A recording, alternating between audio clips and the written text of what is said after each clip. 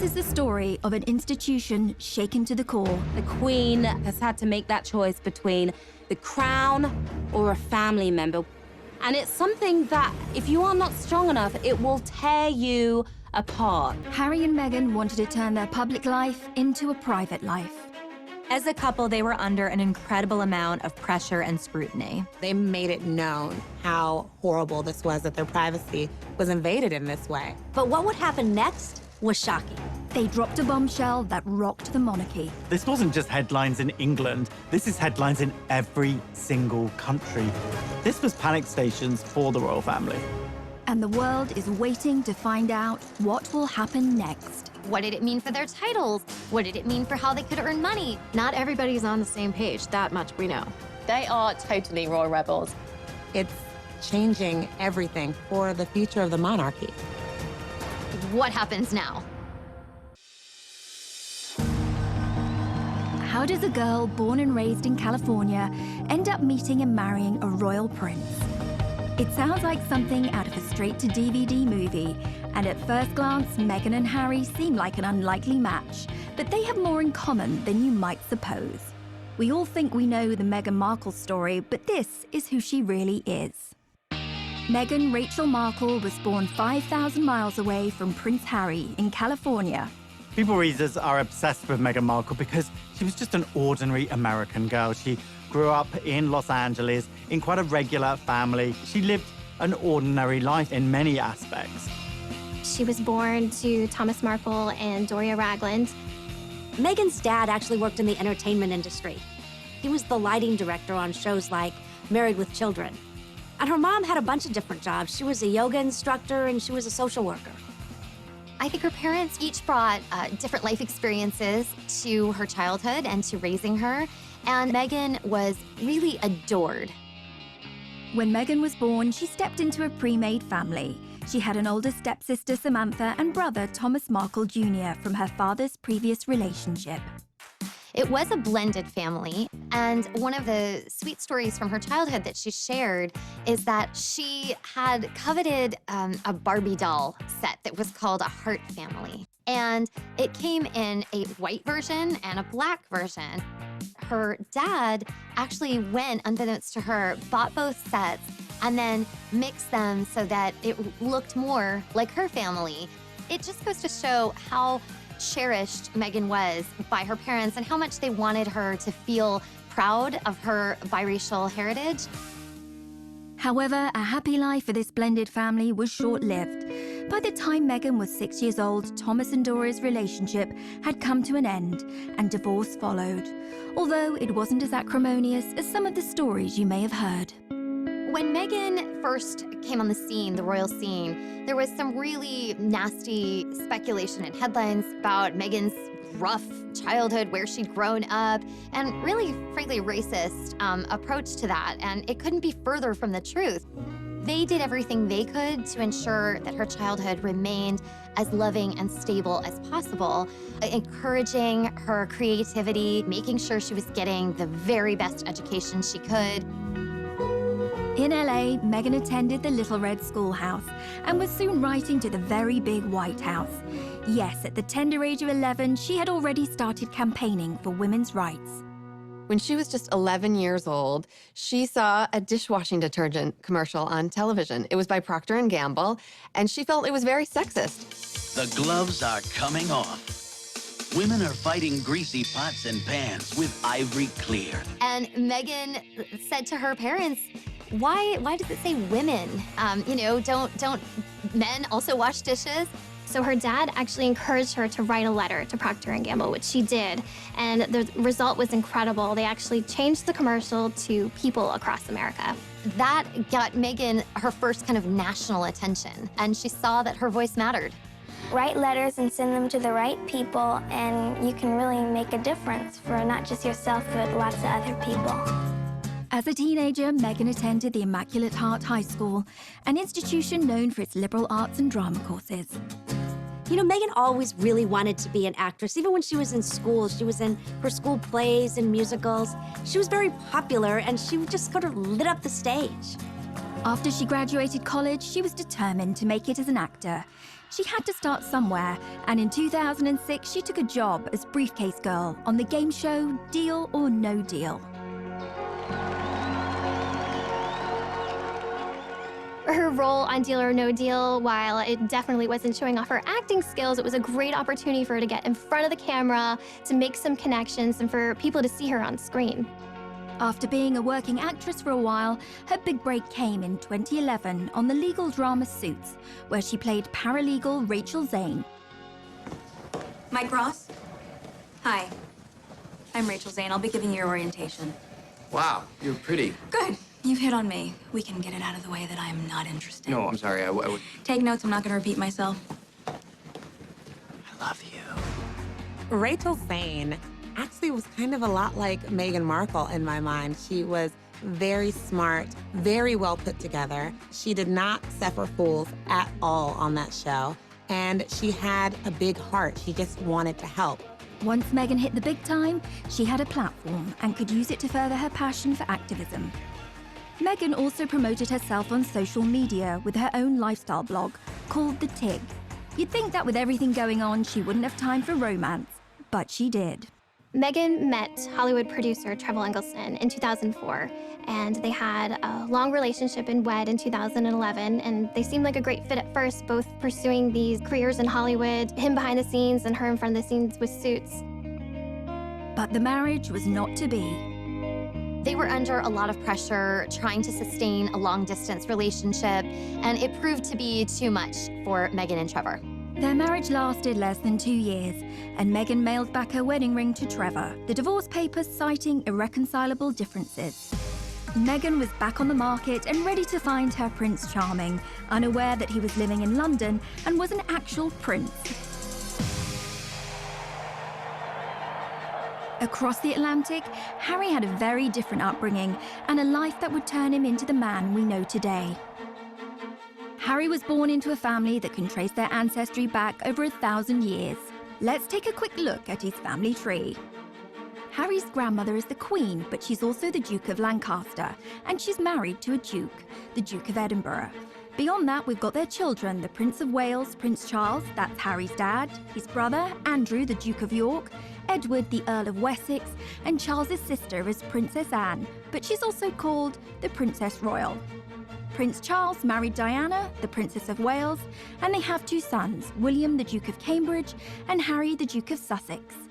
Thanks to his brother's kids, Prince Harry is knocked back to 6th in line to the throne, and all being well, he's now never going to get his hands on the crown jewels. Although Harry was born into a world of breathtaking privilege, he suffered a tragic childhood.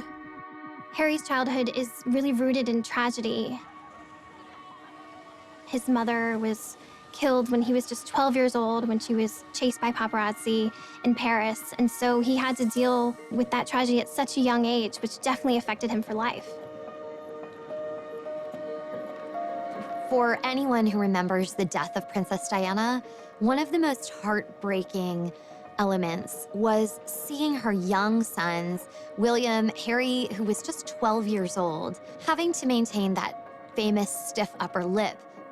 Everyone had to be stoic and be this brave face for the nation when Harry, a young boy, would have just been absolutely, crushed inside. We all remember the envelope with the word mummy on Diana's coffin. It just tore your heart out. You can't ask a child to have to contain all of those intense emotions and not think that later on, those feelings are going to need to be dealt with.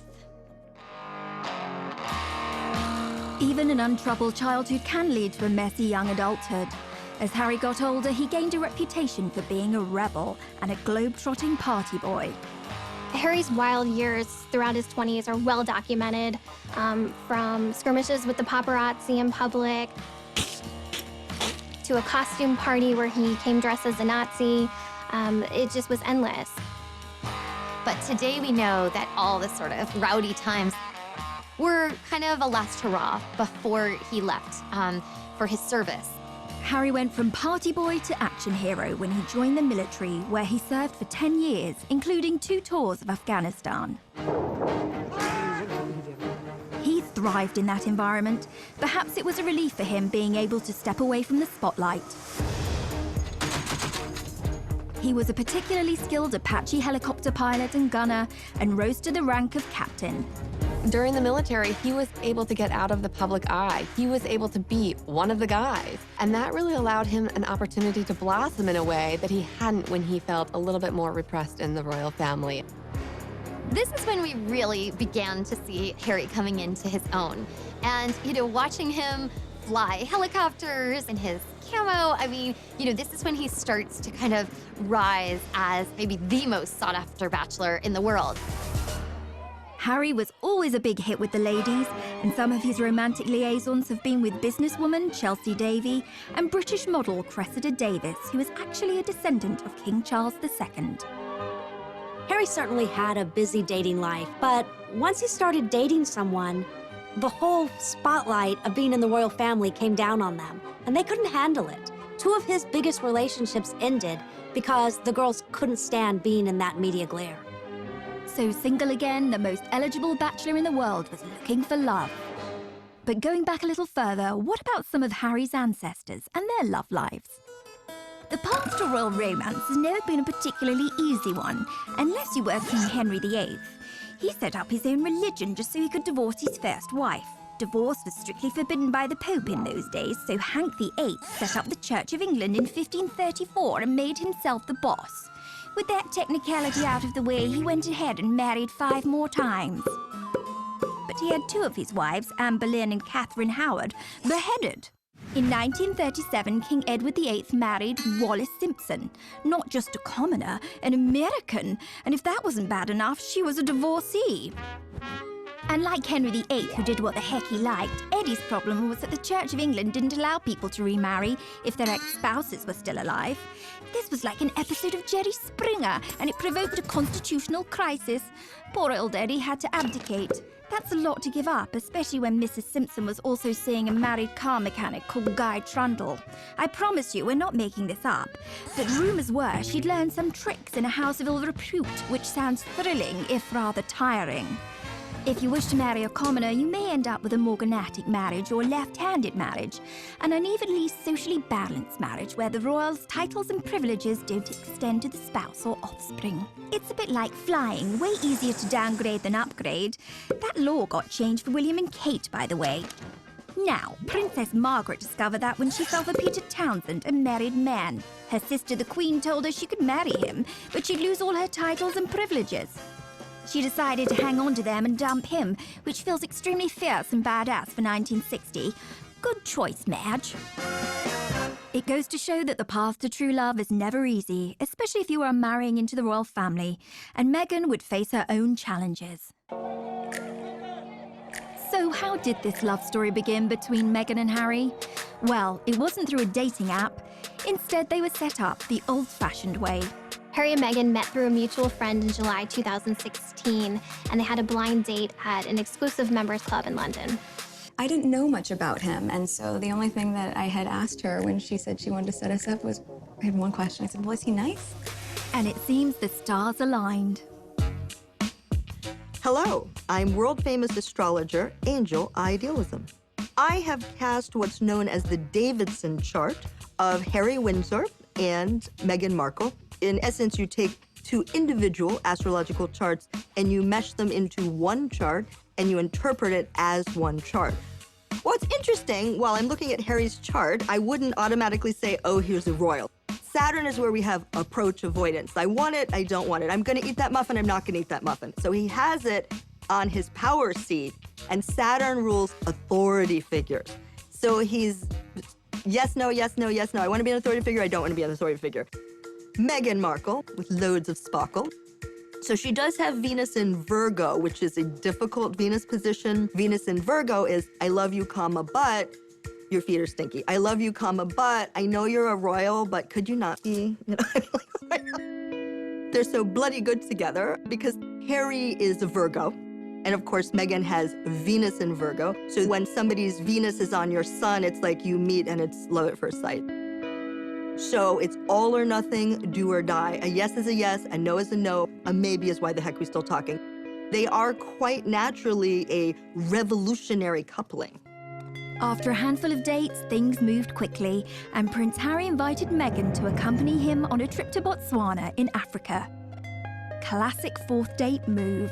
We camped out with each other under the stars. We spent coming jogging for 5 days out there, which was absolutely fantastic. So then we were really by ourselves, which was crucial to me to make sure that we had a chance to get to know each other. Yeah.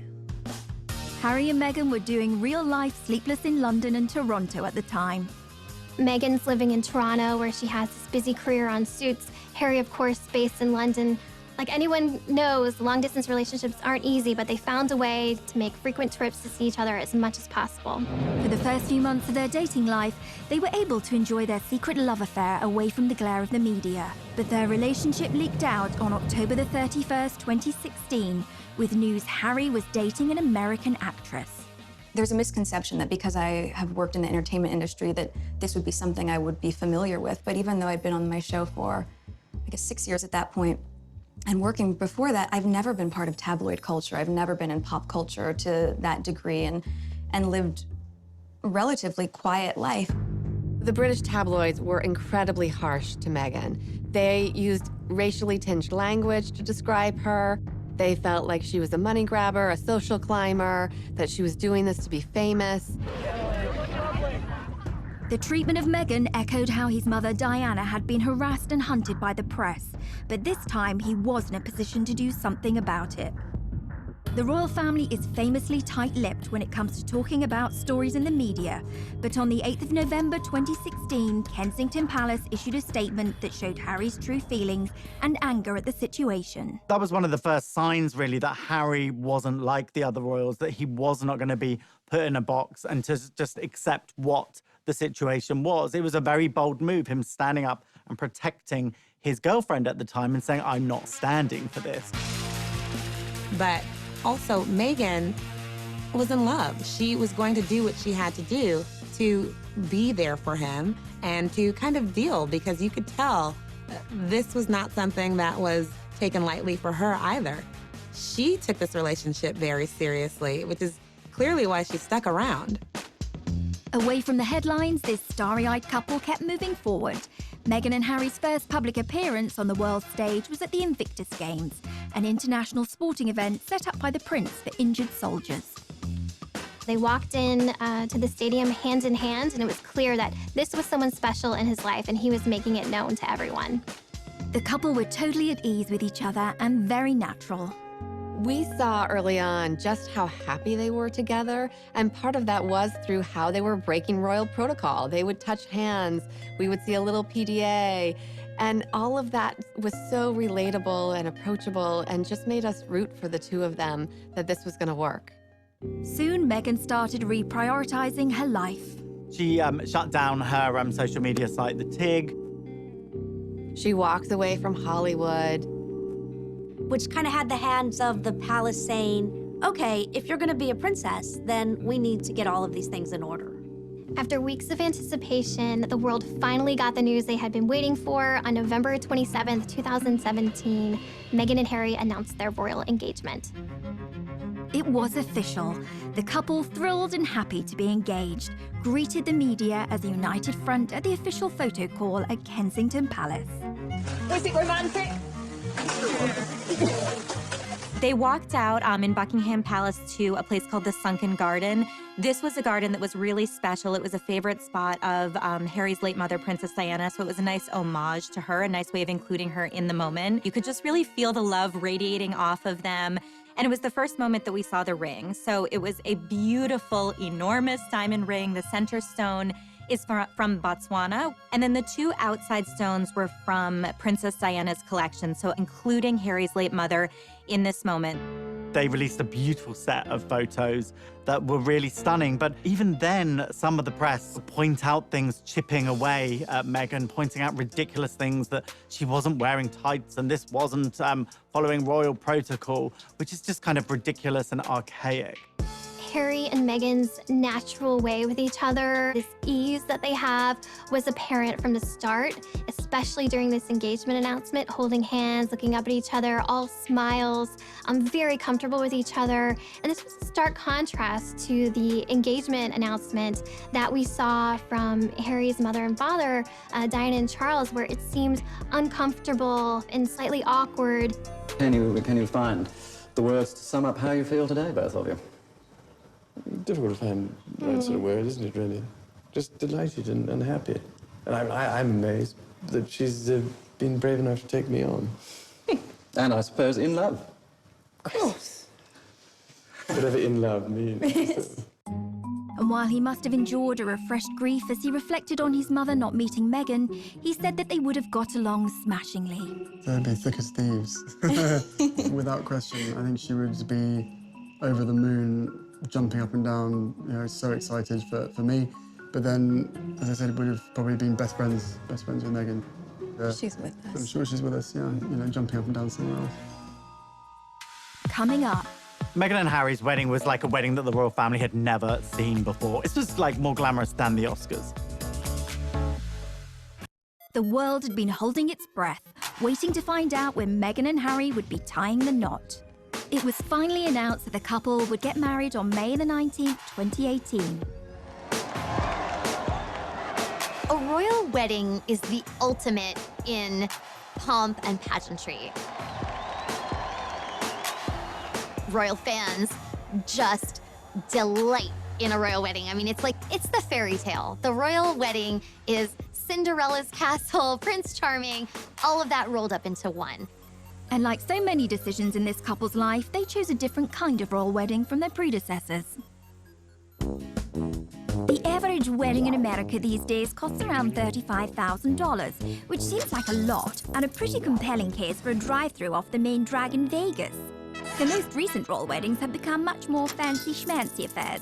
I mean, maybe not Kim Kardashian fancy, maybe not Elton and David pink champagne and caviar fancy, but in terms of cost, royal weddings win every time.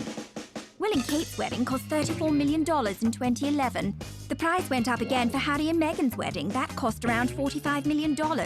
Sibling rivalry or just a lot of transatlantic flights? One of the most expensive royal weddings ever was in Monaco. Prince Albert II married Charlene Whitstock. That was about $70 million. But have you ever been to Monaco? A cheeseburger is like $40. It's ridiculous.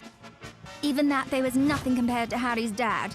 In 1981, nearly 1 billion people watched as Diana Spencer married Prince Charles. And if you adjust for inflation, it cost somewhere between $70 and $110 million. But for all that, today's royal weddings seem like lavish affairs. Most of the budget goes on security. Right, back to Miss Markle.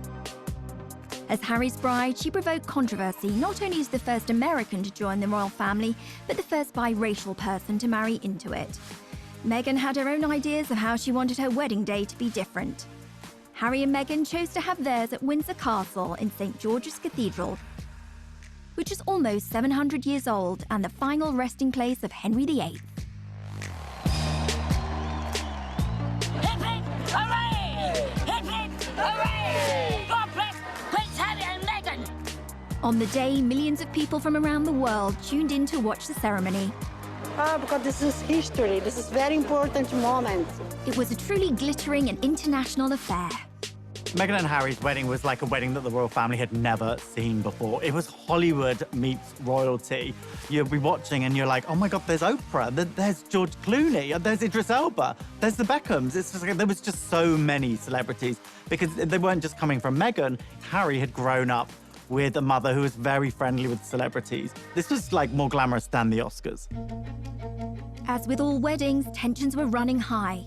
The media reported rumours that during the preparations for the wedding, a rift began between the Cambridges and the Sussexes. There was reportedly one dust-up between Meghan and Kate during a fitting for Princess Charlotte's little bridesmaid dress, where they had a disagreement and Kate ended up in tears. And of course, we have to keep in mind, this was very soon after Prince Louis was born. A source explained that Kate was still very emotional. There had been a lot of stress around the wedding and around the planning. On the wedding day, Meghan travelled to Windsor Castle through the procession route with her mother Doria by her side. Everybody was waiting with bated breath to see what Meghan's wedding dress would look like. Would it be some over-the-top, grand, poofy princess dress like Princess Diana? Would it be this sort of elegant, sophisticated lace, long-sleeve look like Kate Middleton? It was neither of those things. She had a very simple, tailored, streamlined dress. I mean, this really was understated. She was just impeccable, modern, an entirely new version of a princess. Only a few days before, Meghan had been due to walk down the aisle with her father, Thomas, but he then announced that he would not be at the ceremony due to his recovery from heart surgery. And of course, the media went to town on the divisions within her family. Anytime there's a big wedding where families coming together, there's a lot of potential for strife and stress. And then came the question, who would walk Meghan down the aisle and what's going to happen now that her father is not there? She made a real groundbreaking move in deciding to walk the first steps by herself, which really showed that this was a strong, independent woman who was making the decision to step into this life on her own. And then she was greeted by her father-in-law, future King of England. Prince Charles stepped in to walk Meghan partially down the aisle. There's no greater compassion and love for a future daughter-in-law than to take her by the hand to lead her to Harry to get married. I think a lot of people, even for those of us at People Magazine on staff watching, felt like, how is she so calm? You know, she was almost preternaturally serene. Later, when I spoke with her friends, they said, that's who Meg is. When she's in the moment, she's really in it. When she's made choices, she believes them 100%. And so there was nothing for her to be nervous about. And I thought that was really extraordinary. As the star-studded congregation looked on, Meghan's pastor, Michael Curry, delivered an impassioned sermon about love. Imagine this tired old world when love is the way, when love is the way. A far cry from the usual stuffy speeches, the ever-observant media caught Kate Middleton giving Camilla, Duchess of Cornwall, the side eye. Let no one put asunder. All was saved when the newlyweds delivered what we had all been waiting for. Meghan and Harry follow in tradition by having their first kiss in public when they step outside of the church.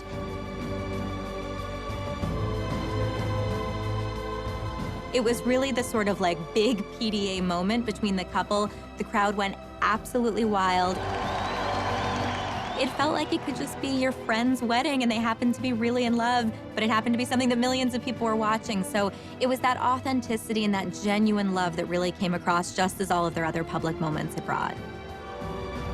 That day, the couple received a new title from the Queen, Duke and Duchess of Sussex, and their new life began. The start of Harry and Meghan's life was exciting, and as newlyweds, they moved into Kensington Palace, right next door to Will and Kate. In the summer of 2018, Meghan and Harry are settling into newlywed life. She's stepped into not only a new family, but a whole new country. So they're just kind of established in their footing as a married couple. Meghan had done a great job being accepted into the royal family, and even the usually reserved Queen took a shine to her new granddaughter-in-law. The Queen herself wanted to show how much she was eager to welcome Meghan into the royal fold.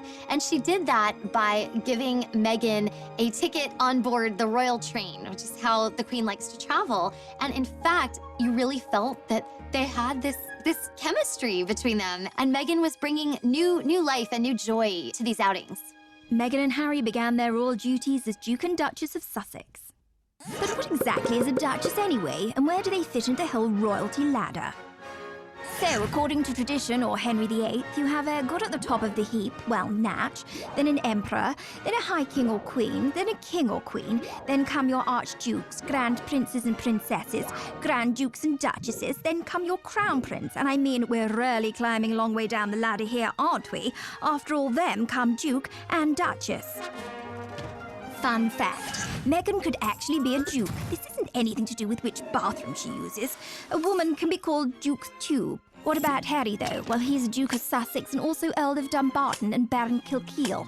The Duke and Duchess titles are kind of like a wedding present from the Queen. Here you go. I wasn't sure which toast you wanted, so I got you Hampshire instead. The annoying thing about being Duke or Duchess of Sussex is there's no duchy or territory of Sussex. Whereas Charles, Harry's dad, is Duke of Cornwall and also gets the Duchy of Cornwall, which literally means if you live in Cornwall, he could well be your landlord.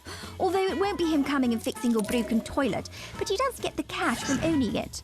And like Cornwall, there's no Duchy of Sussex and therefore no cash.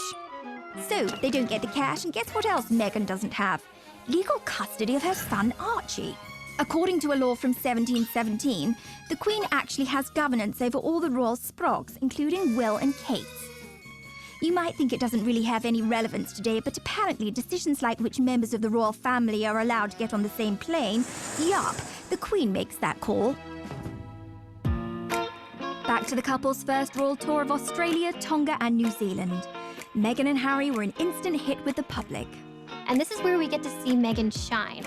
And there was a lot of echoes of Princess Diana in terms of her really bonding with people, with children, with a lot of the locals, giving speeches, which is something we hadn't seen Kate do before with such ease. Meghan was compared to Diana in another way, as a world fashion icon. Diana led the way in setting trends in the world of fashion. Back in the 80s, everybody wanted the Diana cut, and she occupied a fashion arena that included Audrey Hepburn, Jackie Kennedy, and some of the other most stylish women in history. When Princess Diana was alive, she was, without a doubt, one of the most photographed women in the world. Diana brought an innate glamour and this beauty to the royal family. It took them from royals to pretty much celebrities, all because of her and just this endless interest and curiosity in all things Diana. In 2019, Meghan was named the most powerful fashion icon, and the term the Meghan effect was coined. Like most people, I love Meghan Markle's style. We like to say at People that everything Meghan touches turns to sold. And that's because when Meghan wears something, it translates into mega sales for the brand. In one of those tours, she actually wore a bag by Strathbury. The second she wore this bag, it sold out in 11 seconds. The Duke and Duchess of Sussex were in the honeymoon phase. The tour of Australia kicked off with some bombshell news. The couple arrived into Sydney telling the world that they were expecting their first child. It was the most exciting way of kicking off a royal tour. This is a moment that the public, the entire world was excited about. Anytime there's a royal wedding, you wait for the announcement about the royal baby. This was massive news in the royal world, and for fans, I mean, it was almost too much to process. It was all happening at once. At the same time, we also noticed that Meghan and Harry are wanting to kind of put up the walls because they really felt protective of this new baby and wanting to make sure he had as much privacy as he possibly could from the very start. Weeks before the baby was born, Harry and Meghan announced they intended to keep the plans surrounding their child's birth private. It was never announced where Meghan planned to give birth. This was a major change from Kate's birth plans.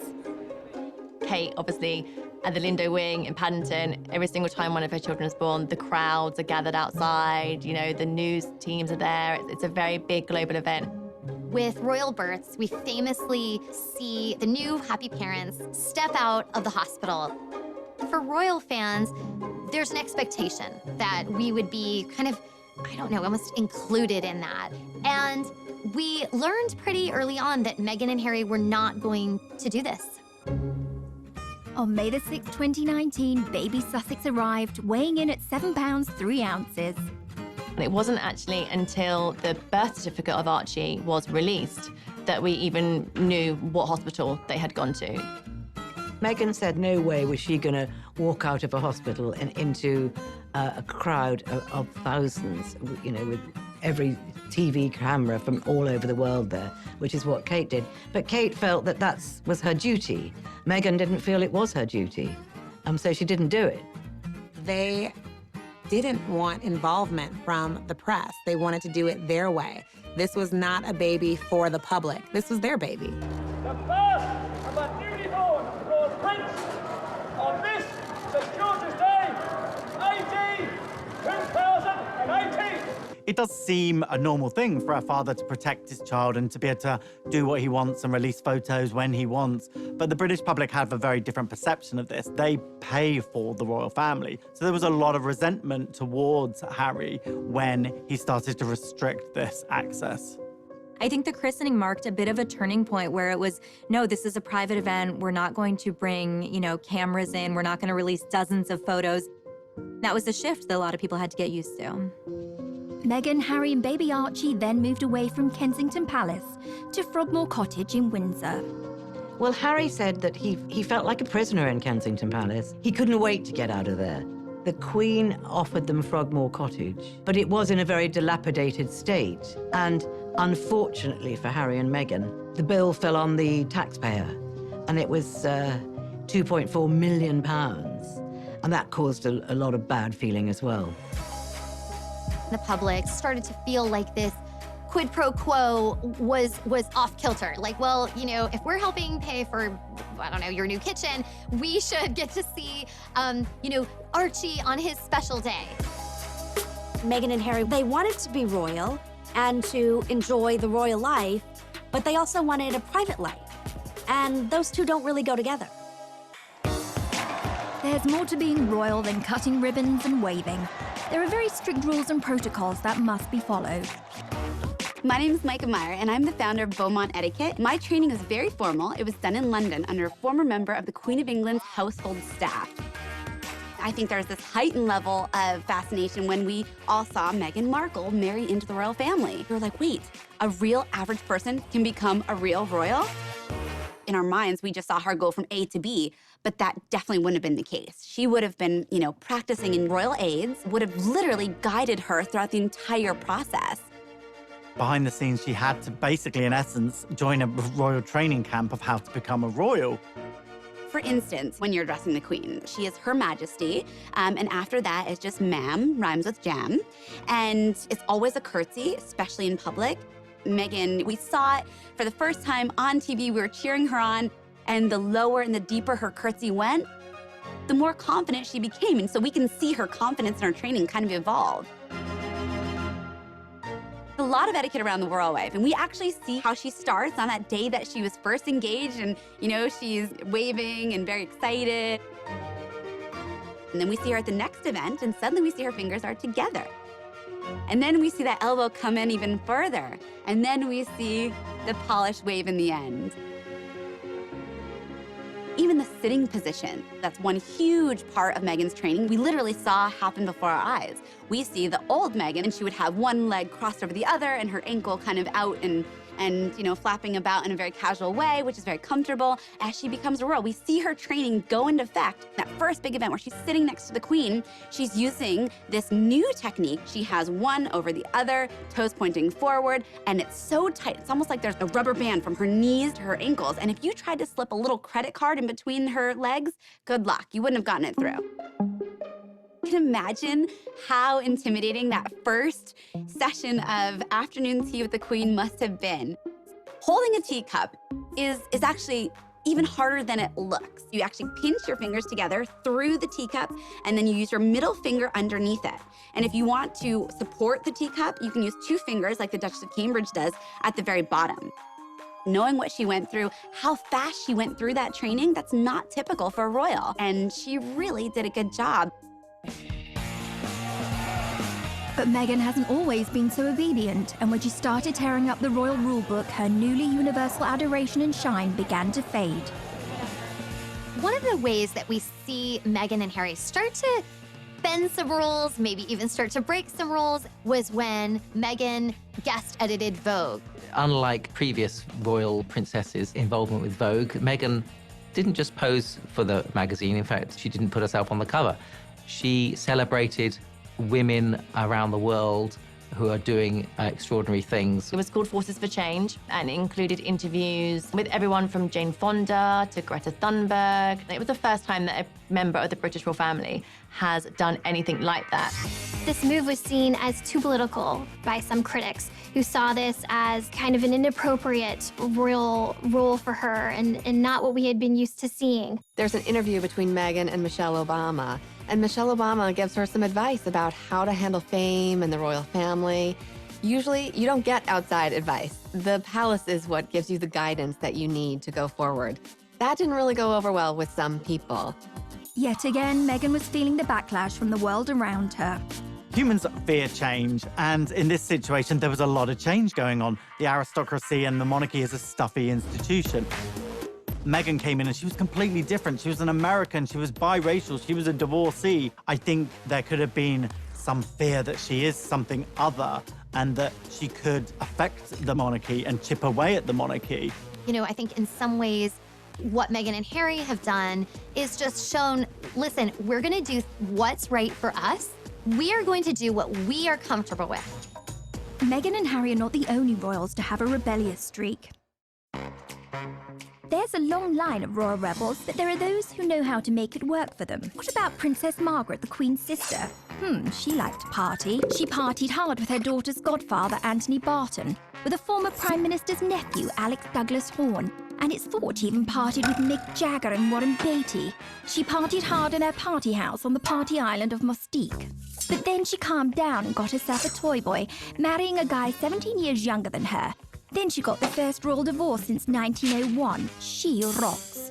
But if you ask us, the royal rebel closest to Meghan's heart would probably be Princess Louise, Queen Victoria's fourth daughter. She questioned everything, earning her the nickname Little Miss Y. She was very cool. She refused to marry someone she didn't love, was an ardent feminist, and visited imprisoned suffragettes, the protesters for equal rights for women. And, stop me if this sounds familiar, she got married and moved to Canada. Her full name? Louisa Caroline Alberta, and yeah, Alberta, Canada is named after her. The province was originally going to be called Louise. If you can find a more Meghan-friendly royal rebel than that, then you can send us to the Tower for treason. As a member of the royal family, the press can either be a valuable asset or your worst enemy. And Prince Harry and Meghan have maintained a love-hate relationship with them. There have been times when the royals have welcomed the press in terms of trying to get their messages out. And this can be anything from, obviously, you know, the Royal Rota, which is the established UK press corps, attending their engagements, which are to benefit charity, to shine a light on good causes. And that's the time when they really embrace the press. Even Harry's mother, Diana, used the media to her advantage. Princess Diana famously used back channels to set up an interview with the BBC's Martin Bashir on the show Panorama. And she did that because she felt that she could not make her side of the story heard. When no one listens to you, or you feel no one's listening to you, all sorts of things start to happen. For instance, you have so much pain inside yourself that you try and hurt yourself on the outside because you want help, but it's the wrong help you're asking for. People see it as crying wolf or attention seeking, and they think because you're in the media all the time, you've got enough attention, inverted commas. But I was actually crying out because I wanted to get better. We have never seen any royal open up the way Diana did, the way she bared her innermost thoughts and feelings. But unlike Diana, Meghan was too new to royal life to start airing her grievances publicly. But her friends would rally to the cause. In an exclusive interview with People magazine, Meghan's inner circle opened up about the Duchess's private life and her struggles with the UK tabloids. In February of 2019, Meghan's inner circle of friends felt that they could no longer remain silent while what they saw as global bullying of Meghan was unfolding. They wanted to speak out, and they came to People magazine to do that. What I heard from them was that nobody celebrates your wins bigger than Meghan. And by the same token, when you're struggling, Meghan is there with a box of Kleenex and a bottle of wine, anything she can do to comfort and support you. And, you know, they talked about another misconception that Meghan is so high maintenance. There was a report that Meghan wanted the church sprayed the specific scent, and it was sort of diva moment. And the friend said, Meghan is so religious. She would never, ever disrespect a holy place like St. George's Chapel at Windsor Castle, and that's a contradiction to who she is. I came away feeling like my friendships are really inferior to Meghan's, because these women, they felt so loved by her and supported in a way I had really never seen before. Meghan got a little help from her friends, but it was short-lived. Later that month, the Daily Mail ran an article that for Meghan and Harry crossed the line. There was a major issue with the Mail on Sunday that published a letter, a private letter that Meghan had sent to her father. It was a huge betrayal for Prince Harry and Meghan, and they let it be known. They filed suit. She obviously feels like it's a copyright issue that they went ahead and posted that letter without her permission. So that is going to be happening in the next couple of months, and it could actually see Meghan come face-to-face in court with her father. The action was accompanied by a scathing statement from Prince Harry denouncing the media's bullying of his wife. This clearly goes back to his anger and his hurt at how his mother was treated. Days later, Prince Harry sued the owners of The Sun and Daily Mirror for allegedly hacking his voicemails. They're both very much taking a stand against the UK press, against the tabloid intrusion that they feel has completely compromised their ability to have a private life. So who are the tabloids? If you're even slightly famous and you're in Europe, the chances are, whatever you're doing, someone is going to be taking a photograph of you. They're pretty aggressive with how they get their scoops. A famous scandal was Squidgygate. A British newspaper got hold of a recording of Princess Diana and her close friend James Gilby speaking on the phone. In the calls, Gilby calls Diana either Squidge or Squidgy 53 times. Try calling me that once, I dare you. There's always been a degree of push and pull with the press. Let's not forget the British royal family is paid for by British people. They help fund their lavish lifestyle. So what the royals get up to is very much in the public interest. Now, poor Meghan has felt the sharp end, and the coverage of her life in Kate Middleton's is astonishing. For Kate, not long to go, pregnant Kate tenderly cradles her baby bump. For Meghan, why can't Meghan Markle keep her hands off her bump? Is it pride, vanity, acting, or a new age bonding technique? For Kate, Kate's morning sickness cure, Prince William gifted with an avocado for pregnant Duchess. For Meghan, Meghan Markle's beloved avocado linked to human rights abuse and drought. One thing's for sure, pics of the royal family mean cash, so watch out for that long lens, Meghan and Harry.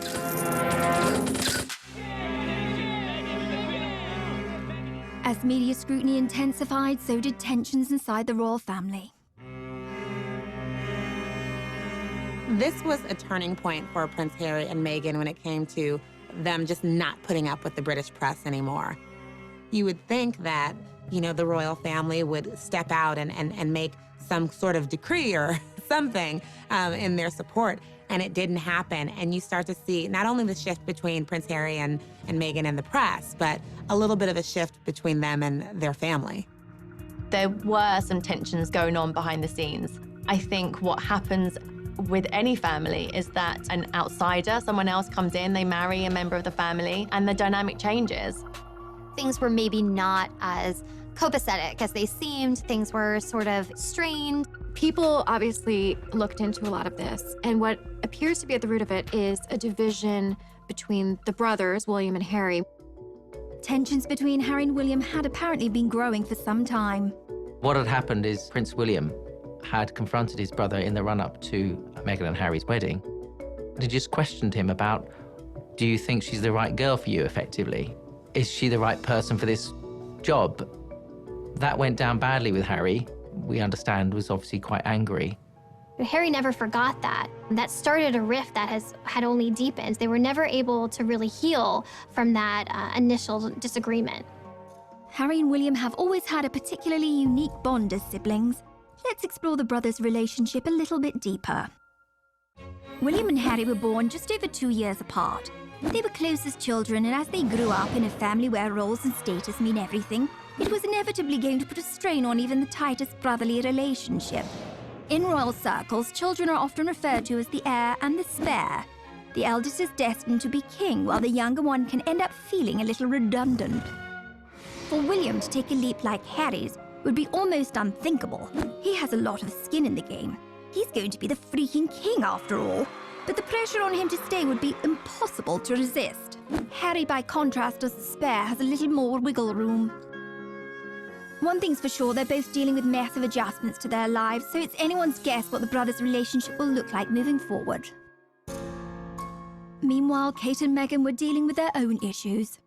I think we all wanted Meghan and Kate to be best friends because we love Kate and we love Meghan, and it was, okay, now we have two of them. But they're so different. They grew up completely different and they have different roles now. So when they didn't really seem to become best friends, people started thinking that they were frenemies. And the tabloids went crazy, setting them up against each other. Any new mom can understand the value of calling a girlfriend and having someone over to help you out and figure out this new role as a mother.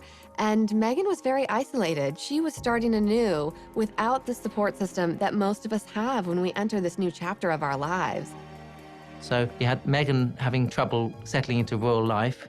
Kate is not able to necessarily be that support. And Harry and William not talking very much anymore. So the two couples became estranged. It was on a tour to South Africa that Harry and Meghan seemed to finally reach a breaking point. When they were in South Africa, they recorded a documentary with ITV, and it was really the most personal we've ever seen Harry and Meghan be. They had a film crew following them, and this really was the first time that they were honest about how they felt. They did an interview with Tom Bradby, who is a TV journalist. He has, over the years, become quite close to Harry and become a sort of spokesperson for Harry. And he interviewed them, and Harry was amazingly open. You're living in this goldfish bowl, the interest is huge, the pressure is great. I mean, do you want to talk me through the last year and where you're at? Look, part of this job and part of any job, like everybody, means putting on a brave face and turning a cheek to a lot of this stuff. But again, for me and for my wife, you know, of course there's a lot of stuff that hurts. They felt that they were in isolation, and they also felt that they had no support when it came to all these things that they were uniquely dealing with. Another huge moment in that documentary was where Meghan spoke out about how she was feeling. You could tell that she had been struggling in her role as a new royal and as a new mom. It's obviously an area one has to tiptoe into very gently, but I don't know what the impact on your physical and mental health of all the pressure that you clearly feel under. I would say, look, any woman, especially when they're pregnant, you're really vulnerable. You add this on top of just trying to be a new mom or trying to be a newlywed. And also thank you for asking, because not many people have asked if I'm okay. But it's a very real thing to be going through behind the scenes. I think Meghan was really sending a message direct to camera saying, I need help here. This is a difficult situation. When she says not a lot of people have asked if I'm okay, she's not really referring to the public or fans who support her. She didn't feel members of the royal family had asked if she was okay. People were saying, is this gonna work out? Are they gonna be able to stick this out? Because it's not looking good. The Sussexes were looking for a happy and authentic life, and they needed to find a solution, however drastic. Coming up. When Harry and Meghan made this announcement, the world was stunned. We all remember those moments in history that changed the world. The first moon landing. The assassination of John F. Kennedy. The first time we saw Kermit the Frog's legs. So weird. And when Harry and Meghan decided to leave the royal family. A royal announcement that is sure to rock the United Kingdom. Royal split. Harry and Meghan quit. Going it alone, the Duke and Duchess of Sussex. The royal family reeling this morning. A rift in the royal family not seen for a generation. I remember exactly where I was when I heard the news that they were leaving. I was sitting in my office at People. I think I was just running around the office, going from office to office, saying this is going to be the biggest story of a decade. I feel like we were in a meeting and we were like, wait, what? The rest of the royals didn't even know it until 10 minutes before they put this statement out. On the 8th of January 2020, a statement was released from the Duke and Duchess that they were stepping down from royal life. They did it on social media, of all places. So right away, we were kind of all scrambling to keep up. It's on Sussex Royal, and is there gonna be more coming? And who's gonna answer the questions? I can't even imagine the chaos in the palace on that day. The poor queen, she's 93 years old, and now this. One of her favorite grandsons now stepping back from royal life, and what does that even mean? News like this usually goes through the royal communications team, goes through the queen. There is a long list of steps you take before this goes out to the public. So why did Meghan and Harry hastily make this announcement? I think part of this rushed decision on their part was because the story had actually already been leaked to the Sun newspaper. They were running it the following day, and from what sources tell me, they were forced into releasing their own statement. Harry and Meghan felt that when the news leaked to the Sun newspaper, they had no choice but to try and get out ahead of it. So suddenly this train had completely left the station and everyone was kind of struggling to keep up. I think it was a bad decision on Harry and Meghan's behalf to rush out this document without checking with the royal family. You don't change your decision-making and go against the Queen just because some scrappy journalist in London is saying that they've got a story. There had been rumours that Harry and Meghan had been in discussions with members of the royal family about leaving the monarchy, but this surprise announcement was a stunning reveal for all parties involved. It is a bit of a soap opera. But I mean, quite frankly, the things that have happened recently, you couldn't write it. You can hardly imagine how difficult that talk must have been between Harry and Meghan about what they were going to do. They've put Archie down to sleep, and they are trying to figure out how to walk away from one of the most important families in the world. Meghan and Harry have not been the only royals to drop a bombshell. Being royal is a high-stakes game, and if we look to the past, Meghan and Harry are not alone in causing a few royal eyebrows to be raised. Good old Chuck and Kemi, Charles and Camilla, first met in 1971, but waited 34 years to get married. In that intervening time, Charles married and divorced Princess Diana. There was an infamous moment when they were asked, "And are you in love?" Diana replied, "Of course," and Charles drawled, "Whatever love means." 15 years later, it was all over. In the meantime, Camilla had married and divorced Andrew Parker Bowles. But they didn't exactly wait until their wedding night to hook up. They were still married, but it was to the reported approval of Camilla's first husband, who knew all about it. In fact, a recording of a phone call between Charles and Camilla got leaked, which is far, far beyond what you might call a bit saucy. We'll let you look that one up for yourselves. This is a family show, people. So in the grand scheme of things, Harry and Meghan's bombshell seems pretty tame by comparison. The media, having felt kept at arm's length, went into a frenzy. The British press and social media very quickly coined the phrase Megxit, which is really quite misogynistic. It's blaming the fact that Meghan and Harry are leaving the royal family on the woman. The British press is always blaming Meghan. They've done that from the beginning. Whatever Meghan and Harry do that they don't like, it's Meghan's fault. From a tabloid media standpoint, Meghan became the focus of she's the one driving this decision. But anyone who really knows Harry knows that he has expressed a desire to step away from royal life from the beginning. There were times in his 20s where he kind of lamented at this role that he's in and hinted at that he would love to have a life outside of the royal family. So if anything, he's the one propelling this decision, and Meghan's supporting him. I think we know now this is a decision they made as a couple. They're very much a family unit. You know, we know they have a great relationship and that they're doing things that they think are best for their entire family. This had to be something that really weighed on them. But what must have weighed on them more was what they had been through for them to make the decision to leave the royal family, to leave the Windsors. I mean, it's a dream for so many people. And they decided to just walk away.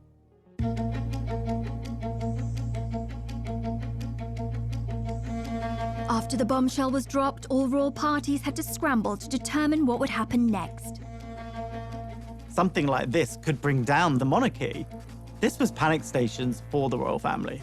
Buckingham Palace did release a statement, and I think this was a big shock to the world. It was obvious from that statement that they weren't on the same page.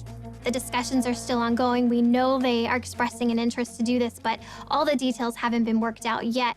The thing is, you don't announce the plan until you know what the plan is, right? They did things back to front.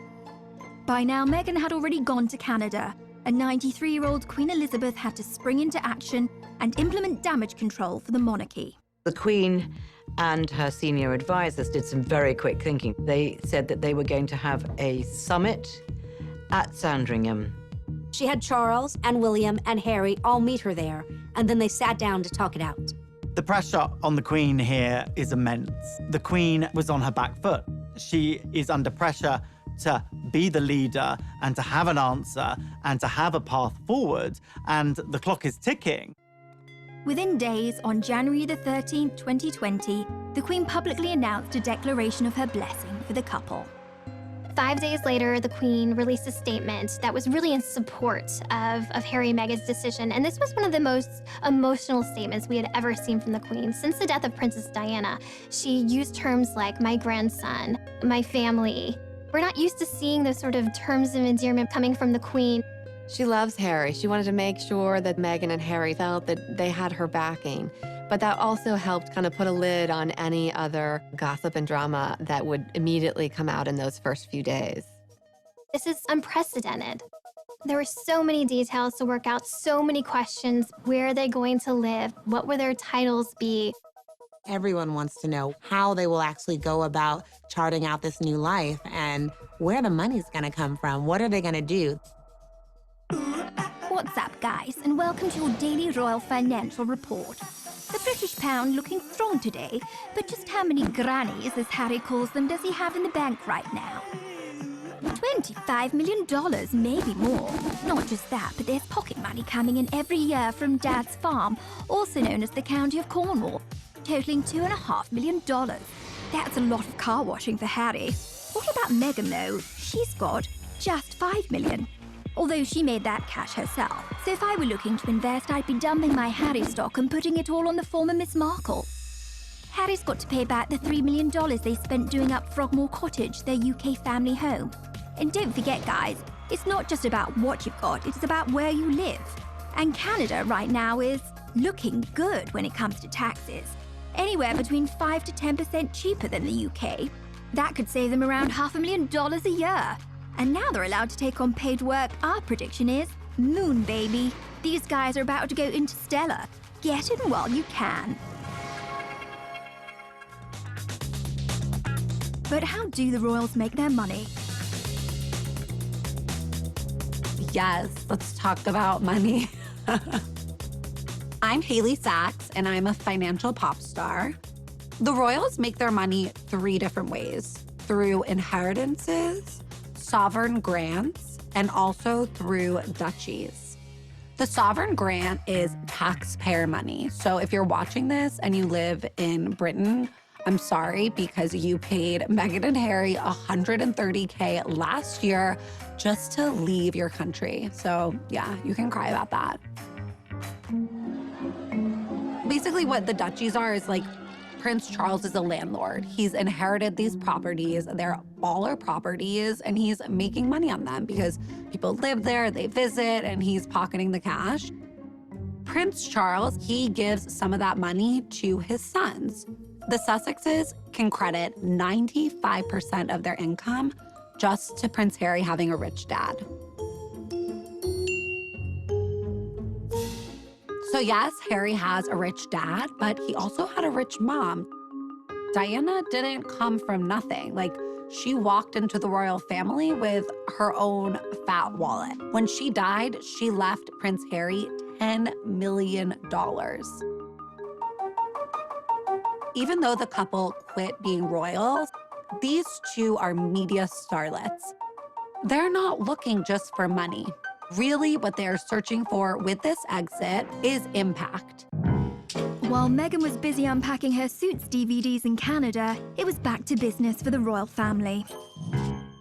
It was initially a bit of chaos as everyone tried to kind of find their footing in this new unprecedented order of things. At the end of the day, the monarchy has to come first and the crown has to come first.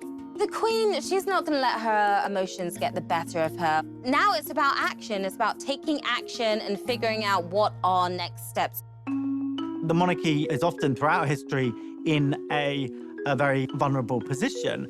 There are a lot of people who don't agree with the monarchy. The monarchy can be perceived as a very undemocratic institution, essentially inherited power.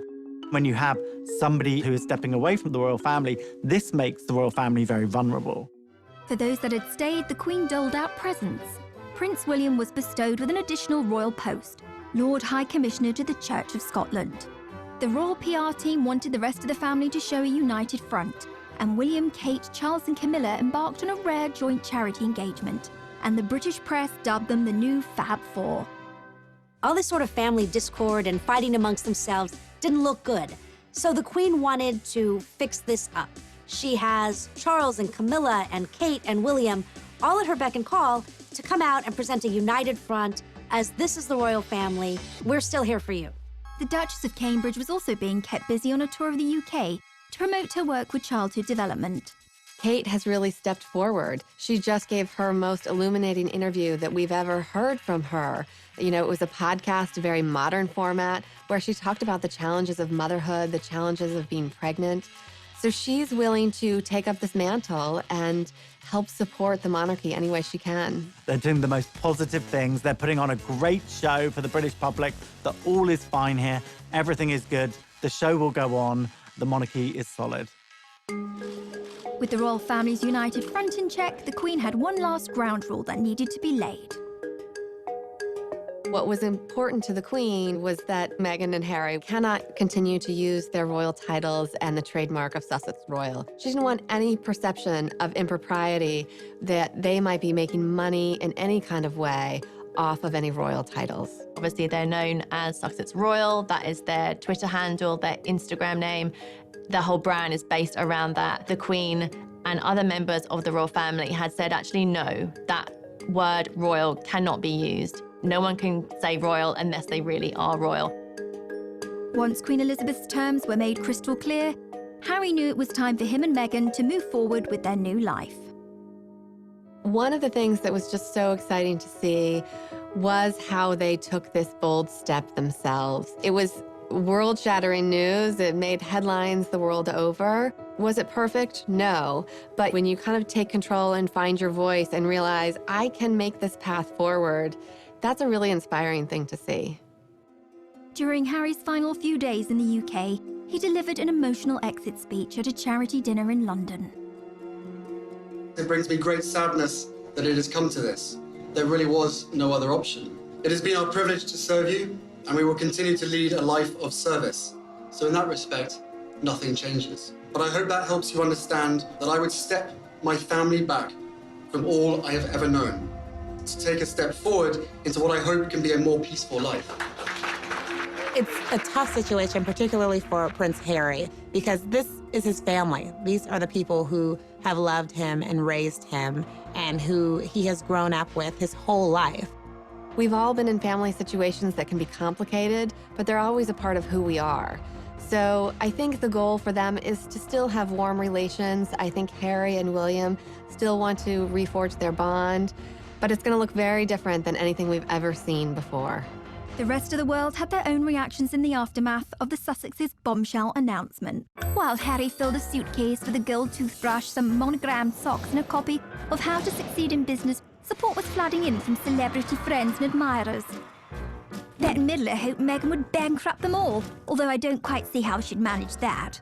Oprah Winfrey said she supports them 1,000%. And Jack Osborne observed, "Listen, Prince Harry, if I can survive my family, you can survive yours." And Meghan's friend Jessica Mulroney, who previously had the sweetest babysitting gig imaginable looking after Archie, called out critics of Meghan as racist bullies and posted this quote on Instagram after the news. "A strong woman looks a challenge in the eye and gives it a wink. Wink hard, Meghan. Incidentally, Jessica is married to the son of the former Canadian Prime Minister, which should totally help with the visa sitch."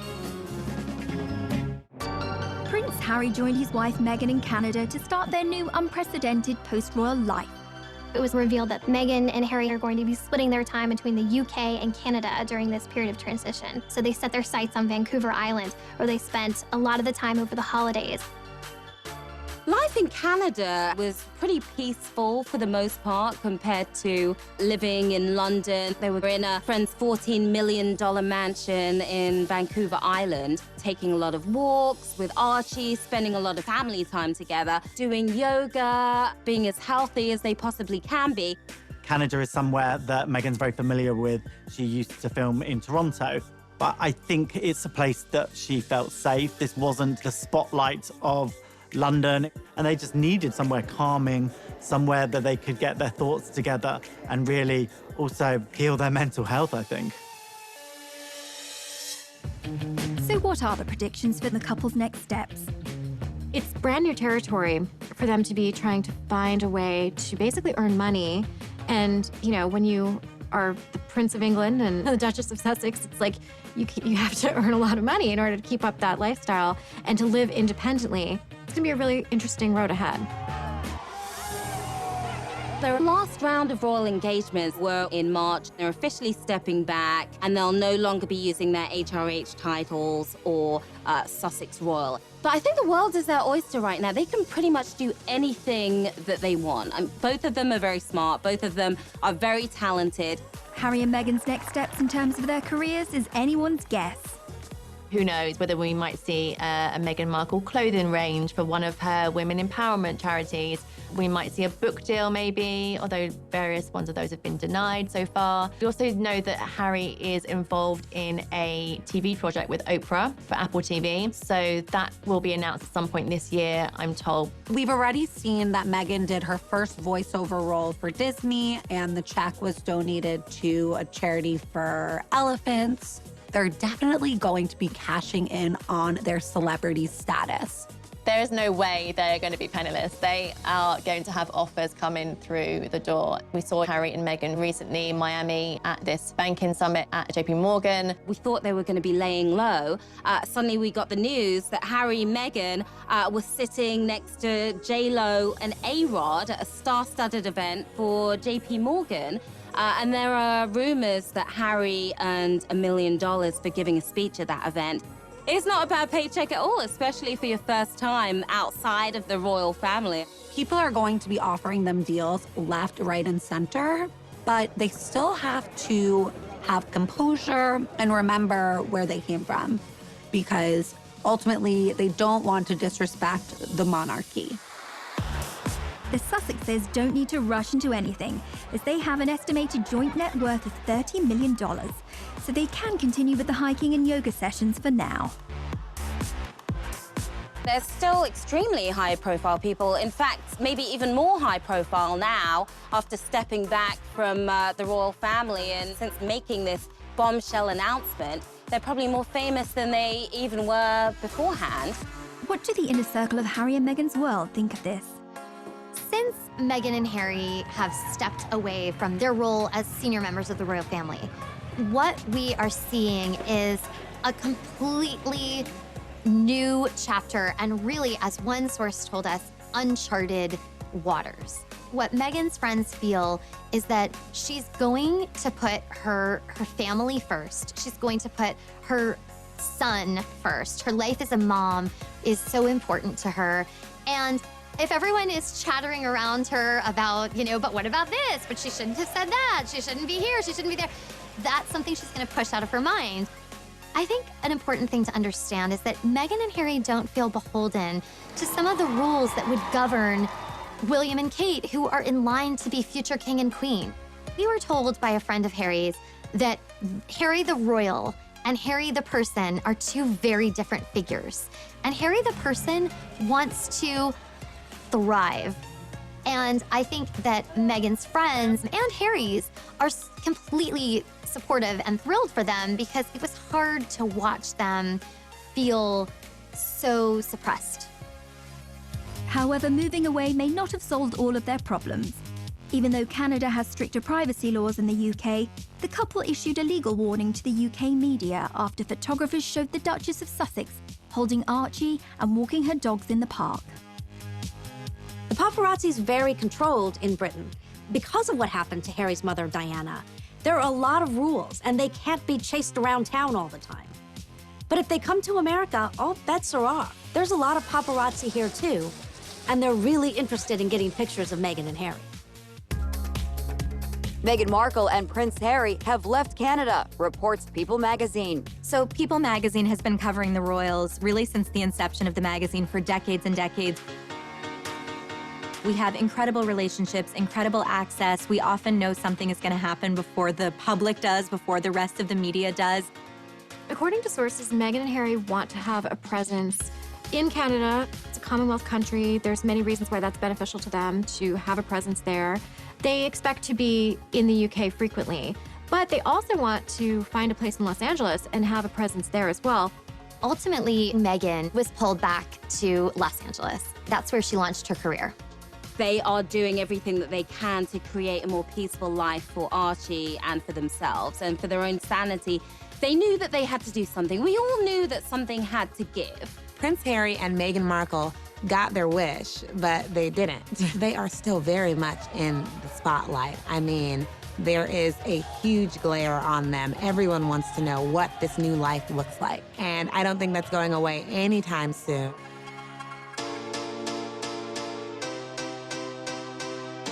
A lot of people are wondering, will things ever be the same in this royal family? I think we're seeing like a new age of royals, and it'll be really interesting to see what happens with them and how they forge their own path, not just tied to the royal family. Never underestimate what your actions, your choices, and your resilience means to others. They stood up for themselves, and in so doing, they really paved the way for future royals to be able to do that. I mean, their own son, Archie, and William and Kate's children may find that they have more autonomy and freedom decades from now because Meghan and Harry were willing to make the bold move. They have been through so much, and this is a love story. People magazine readers and Americans are really hoping that Harry and Meghan have a happy ending.